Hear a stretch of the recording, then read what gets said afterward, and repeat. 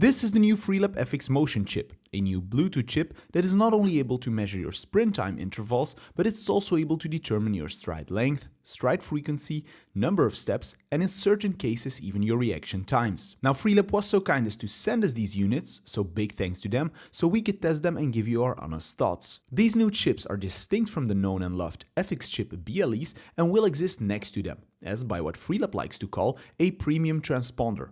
This is quite logical because the FxMotion does measure quite a few extras compared to the FX chip BLE that just detects time intervals. But before we go into the differences, let's quickly summarize the things that Freelap kept the same for this premium Bluetooth chip. First up, the FxMotion's dimensions are 52 by 39 by 16 mm and they weigh 17 grams.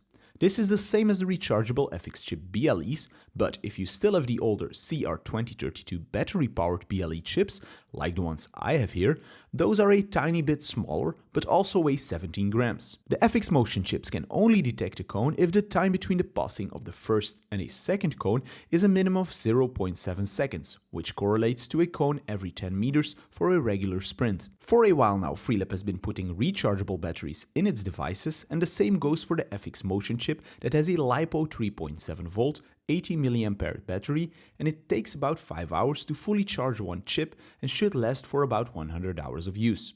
To charge them, just slide them onto this thin stick. With the clip on the chip, these charging sticks hold 4 FxMotion or FX chip BLEs. And when you take off the clips, they even hold up to 6 chips. To turn on the FxMotion, just give it a shake and an LED light will flicker to signal that it's ready to go. If the chip doesn't pass a cone for 30 minutes, it shuts itself down, which is a very nice feature, so you don't arrive at training with an empty chip. These chips, just like the FX chip BLE, clip onto your tights and need to be placed right in the middle, below the belly button for optimal detection. Once you pass a Freelap cone, or when the gun goes off on a Freelap e-starter, the FxMotion chip starts recording the time, but it also detects the first movement by an athlete and does calculate reaction time.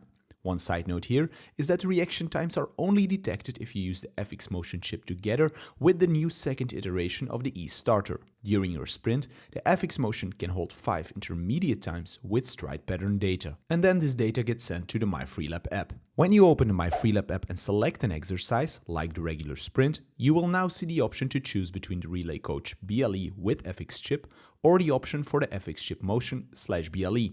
Make sure you set the correct distance of the run you're about to do if you want to receive your stride length data. For getting stride frequency and number of steps, setting the distance is not necessary. Finally, make sure that in your general settings you have checked the sliders for reaction time and strides, otherwise they will also not display. Now you can just start the workout, time the desired sprints and see all this new data roll in together with the metrics that you were already getting, like the time intervals and the speed. Very easy in this new updated MyFreelap app is the button with the 3 connected dots on the bottom. That lets you share the data of your workout in CVS or PDF format. This way, you as a coach can just directly send an athlete his or her data. So the FxMotion is a real step up from the FX chip BLE. The fact that you can have direct info on step length and frequency without the need for high-cost hardware like an opto jump strip of 30 meters is a real game changer.